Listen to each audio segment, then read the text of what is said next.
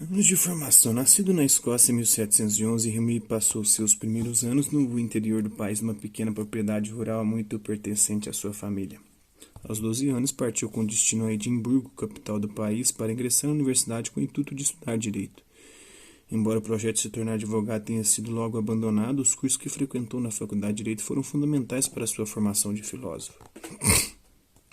Nesses anos, Hume recebeu uma sólida formação humanista que incluiu o aprendizado do grego e do latim, o estudo de textos clássicos greco-romanos, entre os quais constavam obras literárias, históricas, tratados de retórica, de lógica, de metafísica. Ainda na Universidade de Edimburgo, o então aspirante a advogado foi apresentado a importantes tópicos da filosofia e da ciência produzidos na Idade Moderna e a muitos de seus autores. Talvez o dado capital neste ponto seja o fato de, nessa época, Hume ter sido instruído na física, ou filosofia da natureza, segundo a terminologia da época, de Isaac Newton, que viveu entre 1643 e 1727, bem como ter entrado em contato com o pensamento dos principais expoentes do empirismo britânico, como Francis Bacon, que viveu entre 1561 e 1626, e John Locke, que viveu entre 1632 e 1704, e o George Berkeley, que viveu entre 1685 e 1753. É provável que nesse período tenha conhecido também o pensamento de autores igualmente relevantes para o seu pensamento futuro, como Francis Hutcheson, que viveu entre 1694 e 1746, e Shaftesbury, que viveu entre 1671 e 1713, entre outros. Para tanto, tão essencial quanto as aulas assistidas na Faculdade de Direito foi o contato de Hume com o chamado Hankenian Club,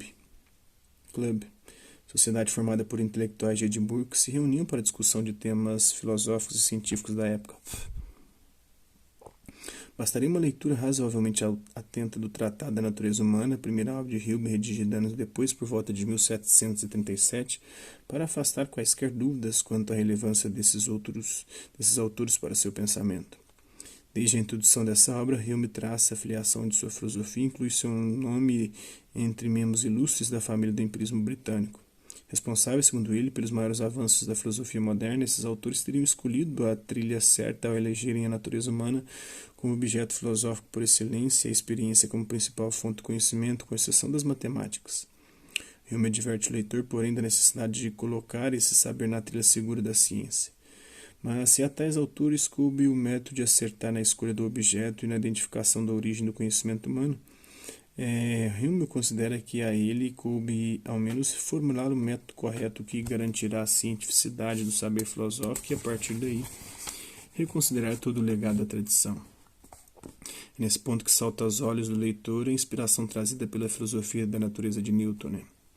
Parece-me evidente que, sendo a essência da mente tão desconhecida para nós quanto a dos corpos externos, igualmente impossível é formar qualquer noção de seus poderes ou qualidades de outra forma que não a partir de experimentos cuidadosos e acurados e da observação dos efeitos particulares que resultam de suas diferentes circunstâncias e situações. Esta é a introdução no Tratado da Natureza Humana.